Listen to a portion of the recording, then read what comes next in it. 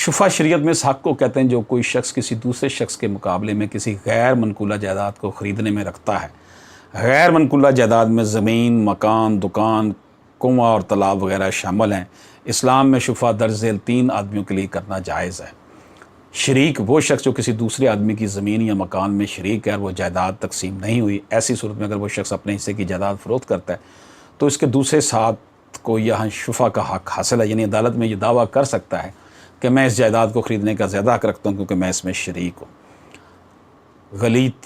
خلیط وہ شخص ہے جو کسی جائیداد کے مالک کے ساتھ شریک تو نہیں لیکن بعض مشترکہ چیزوں میں دونوں ایک طرح کا حق رکھتے ہیں، مثلا دونوں کا راستہ ایک ہے، پانی مشترک ہے۔ ان میں سے اگر ایک جائیداد فروخت کرتے ہیں تو دوسرے کو اس کے خریدنے کا حق زیادہ ہے۔ کوئی غیر شخص خریدے تو یہ شخص اس کے خلاف حق شفا کا دعویٰ کر سکتا ہے۔ یہ دونوں صورتیں متفق علیہ ہیں، ان میں کوئی اختلاف نہیں، لیکن تیسری شکل میں اختلاف ہے۔ وہ کیا ہے جی؟ جار، یعنی پڑوس کی وجہ سے کسی کو شفا کا حق حاصل ہو جائے۔ مثلا دونوں کی زمین ایک دوسرے سے متصل ہے، مکان ایک دوسرے کے ساتھ ملے ہوئے ہیں، تو یہاں پڑوسی کو دوسرے کے مقابلے میں خریدنے کا استحقاق ہوگا۔ لیکن علماء کے نزدیک جب رسول پاک صلی اللہ علیہ وسلم نے یہ فرما دیا، یعنی شفا تو اس غیر منقولہ جائیداد میں جو شرکا میں تقسیم نہیں ہوئی، جب حدود متعین ہو جائیں اور راستے مختلف ہو جائیں تو پھر شفا کا حق نہیں۔ تو اس حدیث سے یہ معلوم ہوتا ہے کہ جب جائیداد تقسیم ہو جائے اور راستے بھی الگ الگ ہوں تو پھر شفا کا حق باقی نہیں رہتا، جبکہ دوسروں کے نزدیک پڑوسی کو محض متصل ہونے کی وجہ سے شفا کا حق مل جائے گا۔ جو جائیداد مسجد یا کسی مذہبی اور خیراتی ادارے کے لیے وقف کی گئی اس میں حق شفا نہیں ہوگا۔ اس طرح جو جائیداد حکومت کسی قانون کے تحت حاصل کرے اس میں بھی حق شفا نہیں ہوگا۔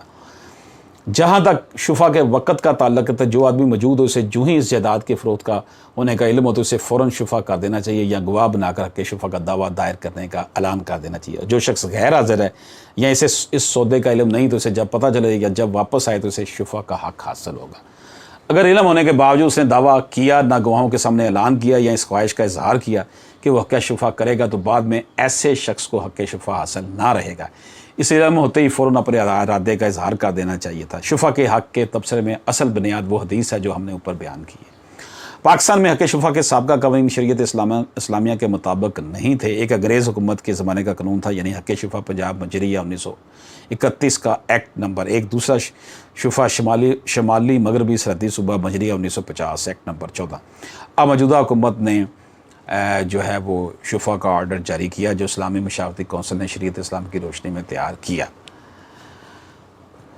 تو دوستو یہ کچھ ہم نے گفتگو کی ہے حق شفا کن حالتوں میں جائز ہے۔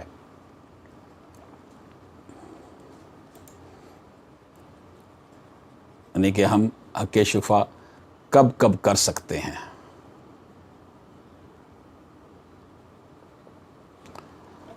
یہ ایک ڈسکشن تھی جی جو آپ کی خدمت میں پیش کی، امید ہے کہ اس سے استفادہ کریں گے۔ یہ وہ باتیں تھی جو ہم نے مختلف آرٹیکلز میں اکٹھی کی، کمپائل کر کے آپ کے سامنے پیش کر دی۔ یہ ہماری کوئی ذاتی رائے نہیں تھی، یہ میں نے جو کچھ آبزرو کیا وہ آپ کے سامنے پیش کر دیا۔ اجازت دیجیے، اللہ حافظ۔